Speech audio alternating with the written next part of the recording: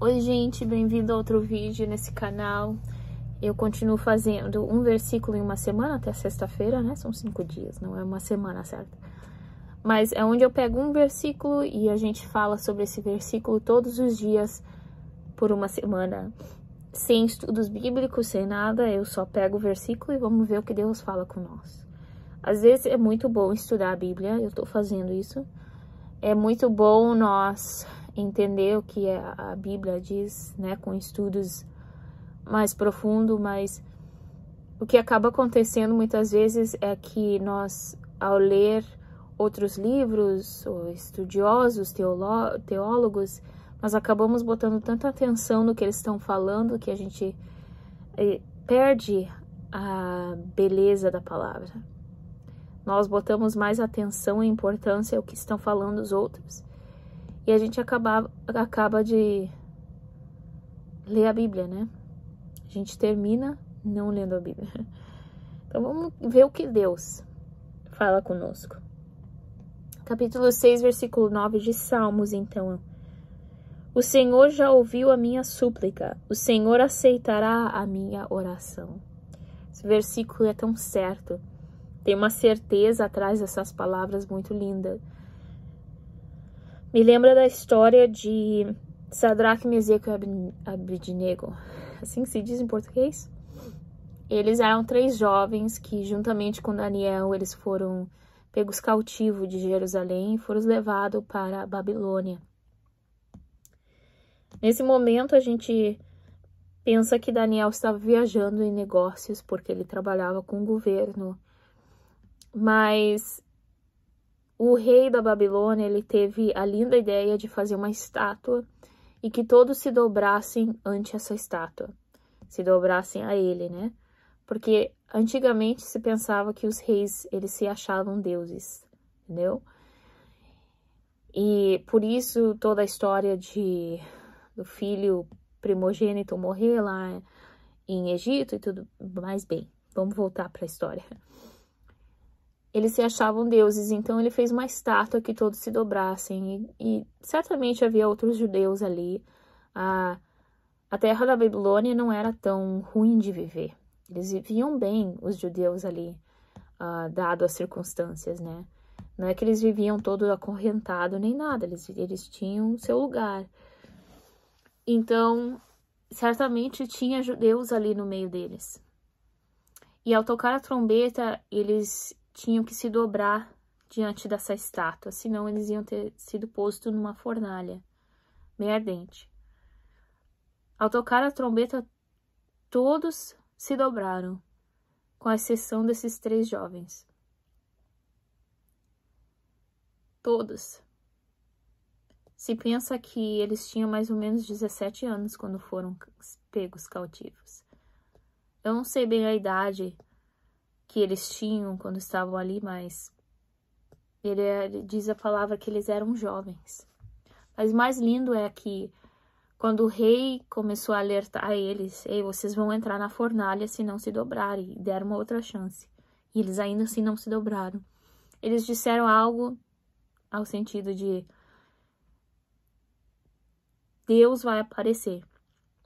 Deus vai nos livrar da fornalha. Sem nenhuma dúvida eles falaram isso. Depois disseram, e mesmo se ele não faz, ele segue sendo Deus. Mesmo se ele não faz, a gente não vai se dobrar. Não eram essas palavras exatas, né? Mas eles falavam algo a esse sentido. É a mesma coisa que aqui Davi fala nesse salmo. Sabendo a história de Davi, a gente sabe que a história dele, a vida dele pelas suas próprias escolhas era uma loucura. Era uma dor de cabeça. Nem tinha um dia de paz, coitado. Mas ainda assim ele diz, o Senhor já ouviu a minha súplica. Tinha uma certeza, uma firmeza nessas palavras. O Senhor aceitará a minha oração. Tinha uma certeza no Deus que ele servia. Assim como esses jovens tinham certeza. Imagina, tá se aproximando dessa fornalha quente, sentindo o calor do fogo, e ainda poder dizer, mas ainda se ele não aparece, ele segue sendo Deus. É muito difícil quando nós estamos passando por certas coisas, quando a gente está sentindo o calorzinho da fornalha, nós dizer, a gente sabe, eu sei que Deus é Deus. E mesmo se ele não aparece, e mesmo se ele não faz, ele segue sendo Deus. É difícil fazer isso. É muito difícil encontrar uma pessoa que pode sobrepassar tantas coisas. A gente vê história de pessoas que perdoaram homens que mataram seus filhos. E eles amam esses homens como se fosse seu próprio filho. É difícil. Uma fé em Deus, essa magnitude, é difícil ter. A gente fala que tem. A gente fala que crê. Mas no momento que tu tem que passar por uma fornalha, aí sim tu vê a tua fé. E geralmente a gente falha. Geralmente a gente se dobra. Hoje em dia a fé parece que é popular. Parece que é só de Instagram. Para tirar foto bonita. Tem tanta gente marchando e dizendo Deus, Deus e avivamento e tudo. Mas algo me diz que a maioria dessas pessoas, se tivesse que passar por uma fornalha assim, eles iam se dobrar rapidinho. Com a desculpa de que, Deus entende. Deus é um Deus de amor. Ele não deixaria que eu me queimasse numa fornalha. É muito difícil hoje em dia achar Sadraque, Abednego. Sadraque, Mesaque e Abednego. É difícil encontrar. A gente fala que a gente fala que crê. Mas tem pessoas sendo decapitadas, tem igrejas sendo queimadas.